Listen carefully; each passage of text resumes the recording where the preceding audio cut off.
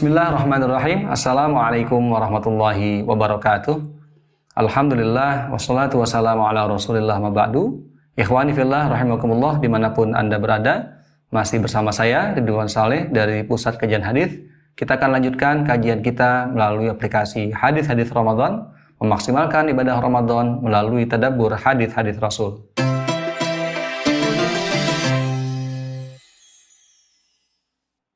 Ya, bagi yang sudah terbuka aplikasinya, langsung saja kita klik kajian utama, kemudian kita akan klik yang paling bawah, Idul Fitri. Kita akan membahas berkaitan dengan Idul Fitri, kemudian kita akan lanjutkan ke yang berjudul saling bersilaturahmi. Ya, saling bersilaturahmi. Kita akan bacakan hadisnya, masih dari riwayat Imam Bukhari rahimahullah ta'ala. Bismillahirrahmanirrahim. Qala al-Imam al-Bukhari rahimahullah ta'ala, haddatsana Ubaid ibnu Ismail qala haddatsana Abu Samah an Hisham an abihi an Aisyah radhiyallahu anha qalat dakhala Abu Bakrin wa indi jariyatani min jawari al-ansar tughanniyani bima taqawalat al-ansaru yawma bu'ath. Qalat walaysata bimughanniyataini faqala Abu Bakrin amazamiru syaitani fi baiti Rasulillah sallallahu alaihi wasallam wa dhalika fi yaumi 'idin faqala Rasulullah sallallahu alaihi wasallam ya Aba Bakrin inna likulli qaumin 'idan wa hadza 'iduna. Ya, kita baca terjemahnya dulu. Imam Bukhari rahimahullah ta'ala berkata, telah menciptakan kepada kami Ubaid bin Ismail, berkata telah menciptakan kepada kami Abu Usamah bin Hisham dari bapaknya, berkata Abu Bakar masuk menemui aku, saat itu di sisiku ada dua orang budak tetangga kaum Ansor yang sedang bersenandung. Ia mengingatkan kepada peristiwa pembantaian kaum Ansor pada perang Bu'ath. Aisyah melanjutkan kisahnya, kedua sahabat tersebut tidaklah begitu pandai dalam bersenandung. Maka Abu Bakar pun berkata, seluring-seluring setan, kalian pendengarkan di kediaman Rasulullah SAW. Peristiwa itu terjadi pada hari raya Id. Maka bersabdalah Rasulullah SAW, wahai Abu Bakar, sungguhnya setiap kaum memiliki hari raya, dan sekarang ini adalah hari raya kita. Hadis riwayat Bukhari 899. Ya, dari hadis yang disampaikan tadi, ya, melalui riwayat Siti Aisyah radhiyallahu anha, nampak sekali keceriaan ya di rumah Rasulullah SAW di saat hari raya. Nah, sampai-sampai ada dua orang budak perempuan yang menyanyikan syair-syair Bu'ath. Yang namanya budak tentu tidak sama kepandaian bernyanyinya dengan seorang biduan yang betul-betul mahir gitu ya. Tapi memang karena untuk menampakkan keceriaan ya, maka di situ tampillah dua orang budak yang bernyanyi gitu ya. Nah, yang disampaikan oleh budak-budak tersebut tadi adalah syair-syair peristiwa Bu'ath, yaitu syair-syair yang membangkitkan jiwa patriotik gitu ya untuk kaum Ansor maupun kaum Ansor yang dari kaum Aus dan Khazraj gitu ya, karena yang suku yang terkenal di Madinah itu saat itu adalah Aus dan Khazraj, suku besar. Nah, di saat sedang ada nyanyian begitu di rumah Rasulullah, bahkan berriwayat ada sebagian riwayat mengatakan bahwa saat itu juga bukan hanya bernyanyi, berdendang, tapi juga diiringi oleh rebana. Kalau bahasa Jawanya itu terbangan gitu ya, rebana, dufuf kalau bahasa Arabnya.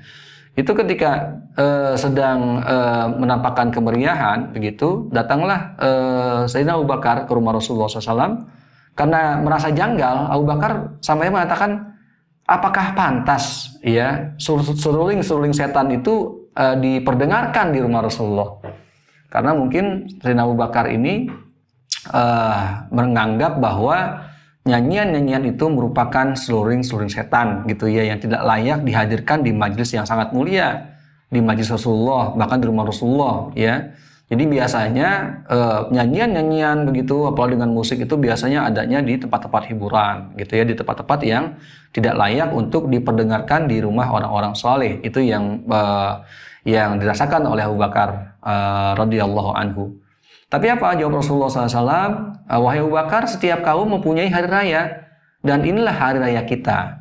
Artinya di sini Rasulullah SAW mentolerir gitu ya, ketika sesuatu yang jarang terjadi di kalangan kaum muslimin gitu, seperti nyanyian gitu ya, hiburan, karena untuk menampakkan keceriaan maka dibolehkan oleh Rasulullah SAW.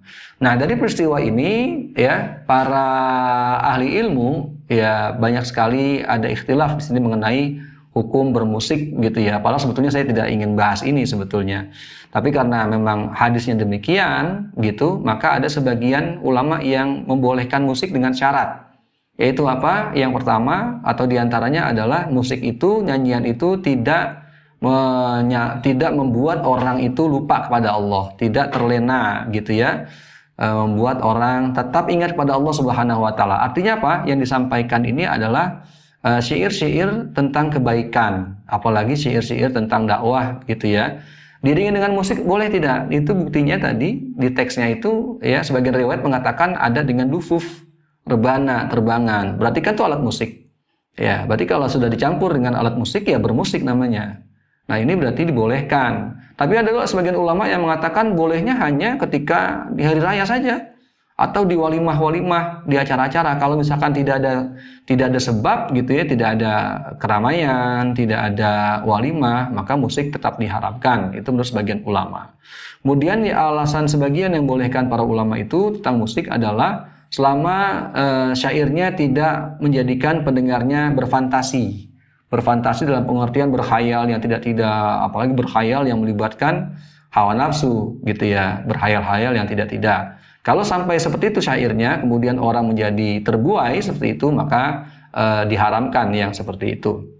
Jadi bolehnya adalah ketika syairnya adalah syair yang wajar, tidak membuat orang berfantasi, apalagi diisi dengan syair-syair yang membangkitkan hasrat seksual atau dunia khayal, itu yang tidak dibolehkan ya. Wallahu a'lam, demikian yang ingin saya sampaikan.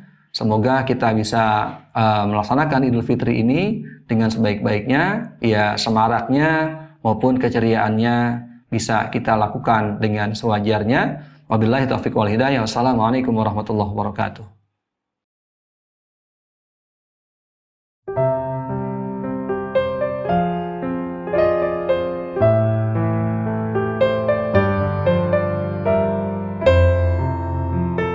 Assalamualaikum warahmatullahi wabarakatuh. Alhamdulillah saya sudah sampai di pembangunan rumah tahfiz untuk menghafal Al-Quran dan juga menghafal hadis-hadis Rasulullah SAW. Kita lihat dulu ya, kita masuk ke lantai 1. Ya, kondisinya seperti ini ya. Kita bisa lihat masih dalam proses pembangunan. Juga kita akan lihat juga ya lantai 2-nya. Ya, ini lantai 2 yang masih dalam proses pembangunan gitu ya. Dan untuk saudara-saudara yang mau berkontribusi, yang mau juga ikut andil untuk memperjuangkan bangunan ini agar cepat selesai dan diisi oleh para santri, kami persilakan ya. Semoga juga menjadi tabungan amal di akhirat kelak. Kami ucapkan terima kasih kepada para donatur, kaum muslimin dan muslimat yang sudah membantu sampai dengan saat ini. Mari sama-sama kita bacakan Al-Fatihah. Semoga amal jariah ini bermanfaat terus-menerus hingga sebagai dijadikan tabungan akhirat. Al-Fatihah. A'udzubillahi minasyaitonirrajim. Bismillahirrahmanirrahim. Alhamdulillahirabbil alamin arrahmanir rahim maliki yaumiddin. Iyyaka na'budu wa iyyaka nasta'in. Ihdinas siratal mustaqim. Shiratal ladzina an'amta 'alaihim ghairil maghdubi 'alaihim waladdallin. Amin.